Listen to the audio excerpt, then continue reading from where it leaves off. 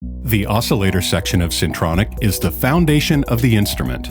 This video will explain our approach to the Syntronik oscillators and provide some tips and insight for how to get the most out of them.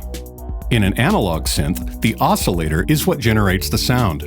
Each oscillator is an electronic sound generating circuit that truly oscillates, meaning to move back and forth at a regular speed. In a synthesizer, the speed of the oscillation is referred to as the frequency of the oscillator. The frequency of the oscillation determines the pitch. Each cycle of the oscillation has a shape, also called a waveform. The most basic synthesizer waveforms are sine, square, triangle, and sawtooth. The shape of the waveform determines its timbre. So how does this work in Syntronik? Syntronik uses samples of classic synthesizer oscillators to authentically reproduce the actual sound of these much-loved instruments. Behind the scenes, our proprietary drift algorithm animates the samples in real time so that their pitch, phase, and timbre are constantly moving, just like analog oscillators.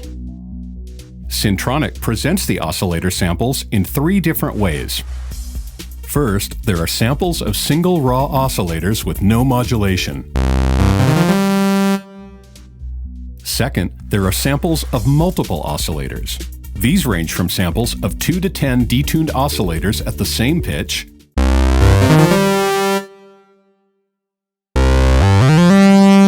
two or three oscillators tuned in octaves, or hard sync and FM oscillators that are provided both in a constant static state, which often creates a complex waveform,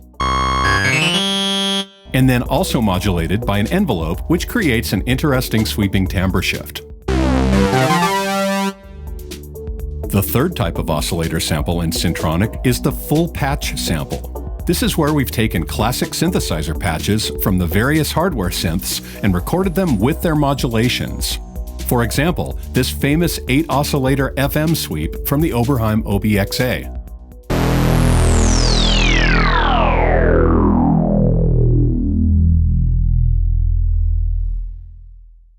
Okay, so how do you find all of these oscillator samples without wading through 2,000 instruments? It's actually pretty easy. Syntronik provides basic instrument versions of all its oscillator samples so you can easily hear these sound sources clean without extensive modulation or effects processing. If you want to do your own sound design from scratch in Syntronik, start with the basics. Click the basic filter in the browser filter column, then you'll see only the basic instruments. Load one of these basic instruments and start your custom sound design from here. Let's say you're looking for a simple starting point with 2 detuned sawtooth waves. That's a pretty common synth sound, right? Well, just about every synth makes sawtooth waves, and they all have their own character. Okay, so let's use saws from the Mini Moog. So go to the browser, click the Mini Mod icon in the left column, click the Basic filter in the Filters column, then scroll down to Saws and find the Saw 1-Os Mini-M instrument. Here you can see in the instrument description that the Saw 1-Os Mini-M instrument has samples of single sawtooth waves in both oscillator 1 and 2. Aha, that's what we want. Double-click to load the instrument. Now go to the Synth panel by closing the browser. This instrument has oscillator 2 turned on already, so our 2-oscillator sawtooth sound is ready for our custom programming. And if you want just a single sawtooth wave, turn oscillator 2 off at the switch. With both oscillators on, we're already hearing some nice movement from the drift algorithm working behind the scenes, along with the detuning of the oscillators.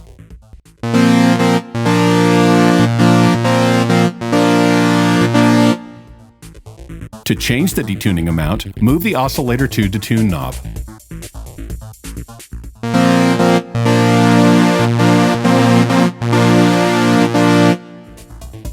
Here in the oscillator section, we can also change the master tuning of the instrument with the tune knob at the top left.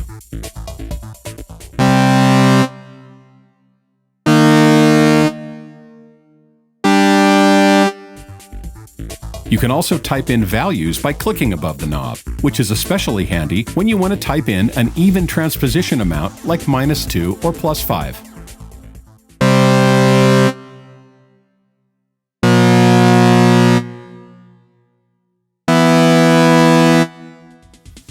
Now let's have a look at the controller section, where we have additional parameters that affect the instrument's pitch. The bend knob adjusts the pitch bend amount. Usually this is set to a value of 2 for 2 semitones, the most commonly used bend amount.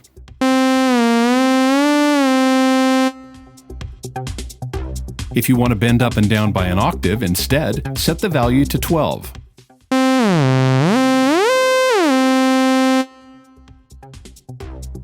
And if you want to bend by a musical fifth, set the value to 7 for 7 semitones, which is a musical fifth. Next to bend is the vib rate knob. This is where you set the speed of the vibrato on the mod wheel. The mod wheel controls the depth of the vibrato, and this knob controls the rate.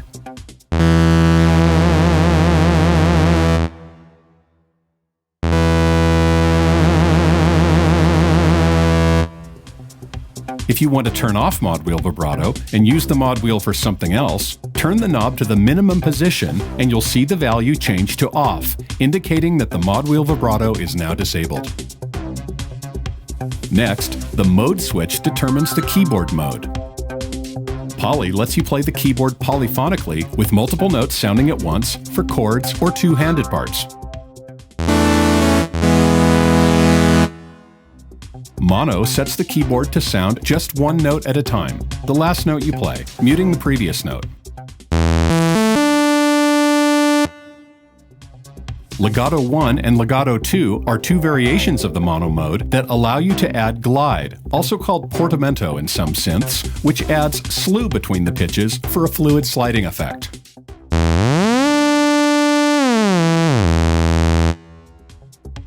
Legato 1 changes the pitch of the note at the same rate regardless of the distance between the two notes.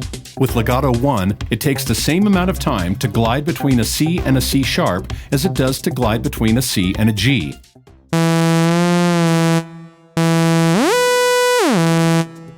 Then Legato 2 glides between the two pitches at the same rate independent of the distance between the notes. The wider the interval, the longer it will take to get to the new note.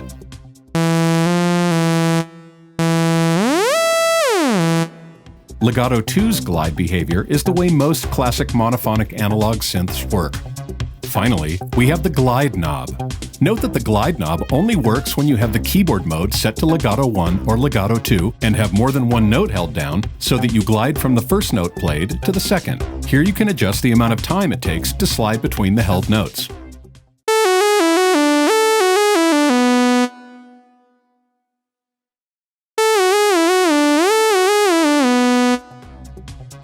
Once you have your oscillator set up the way you want, it's time to move to the filter section. We'll talk about that section next time.